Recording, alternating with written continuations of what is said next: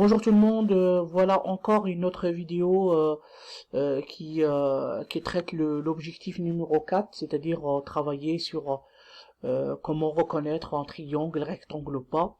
Et ça c'est une partie de la leçon qui concerne la classe de quatrième et de troisième. Donc on va rentrer dans le vif du sujet directement. Donc moi j'ai marqué ici deux choses qui sont très importantes. Donc la première, ça ne parle de la réciproque du théorème de Pythagore, et là c'est la contreposée du théorème de Pythagore. Là donc je vous ai mis ici la définition, les deux définitions. Donc là les deux définitions on peut les écrire directement sur notre livret pour faire la synthèse et faire la carte mentale de fin de chapitre. Donc bref, c'est quoi la réciproque du théorème de Pythagore, et c'est quand on l'utilise. La réciproque de théorème de Pythagore dit que si le carré du plus grand des côtés est égal à la somme des carrés des deux plus petits côtés, alors notre triangle est rectangle. Donc ça c'est le théorème en fait.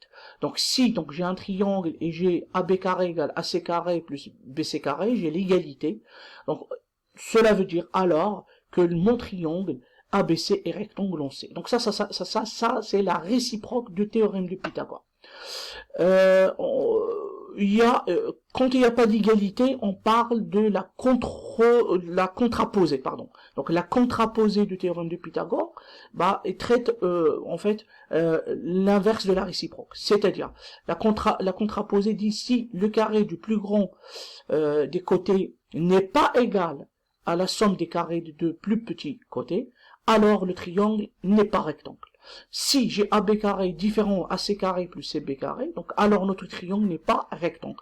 C'est-à-dire dans ce cas-là, on travaille, on parle sur la contraposée du théorème de Pythagore quand il n'y a pas d'égalité. Donc pour comprendre bien ça, on va traiter deux méthodes, ou bien on va traiter deux exemples pour, c'est-à-dire bien détailler ces deux notions. Donc, ce que je vous conseille en premier temps, avant de passer à la correction, de faire faire cet exemple-là ou cet exercice, et après on se voit directement après la résolution que vous avez fait sur votre cahier des exercices. Voilà, j'espère que vous avez bien réussi votre exercice. Donc là, je dois lire un peu l'exemple.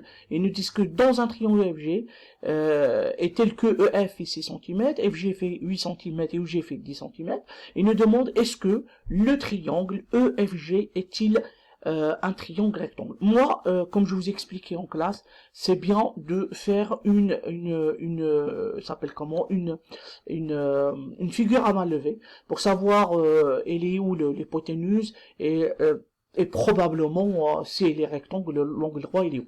Donc on peut directement de les déduire directement de notre exercice. Hein.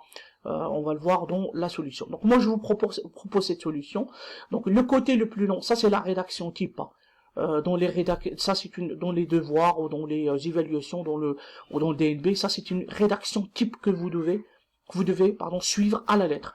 On écrit le côté le plus long c'est EG parce qu'il fait 10 cm. D'une part, EG carré fait 10 au carré, ça fait 100.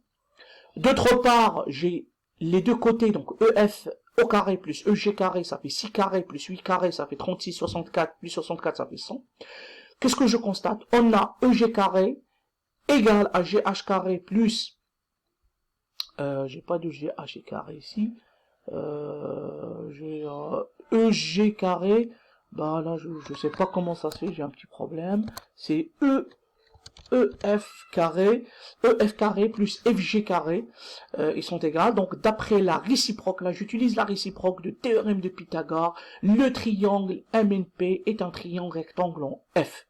Donc voilà, ça c'est la rédaction type pour démontrer qu'un triangle est rectangle. Donc on travaille avec la réciproque de théorème de Pythagore. Passons au deuxième exemple. C'est comme le premier exemple. J'aimerais bien que vous arrêtez, donc là, en fait, vous arrêtez la vidéo, le temps que vous faites votre exercice, et vous regardez ma correction. Allez, top, on regarde notre la correction. Donc du coup, moi, j'ai, donc là, on a un triangle MNP tel que MN, ça fait 7 cm, MP pardon, fait 5 cm et NP fait 6 cm. Il nous demande la question toujours, est-ce que MNP est-il un triangle rectangle? Je vais remonter un peu le travail, tac. Voilà, donc la solution, donc le côté le plus long ici c'est MN, MN il fait 7 cm, on est d'accord. D'une part, la même rédaction, MN carré il fait 49, MP carré plus NP carré ça fait 61, donc après les calculs. Donc du coup, qu'est-ce que je peux dire? Puisque j'ai 49 ici et 61, donc il y a on n'a pas d'égalité. Donc cela veut dire qu'on a Mn carré et les différents de MP carré plus NP carré. Là maintenant, qu'est-ce que je dois écrire comme phrase réponse? D'après la contraposée du théorème de Pythagore, le triangle MNP n'est pas rectangle. Voilà, j'espère que j'ai fait un peu le point sur les deux notions en question, la contraposée et la réciproque, et j'aimerais bien que vous retravaillez un peu ça avec les exercices d'automatisme qu'on a sur les livrets. Voilà, donc je vous remercie pour votre attention et on se voit dans une autre nouvelle vidéo qui traitera d'autres notions. Merci, au revoir.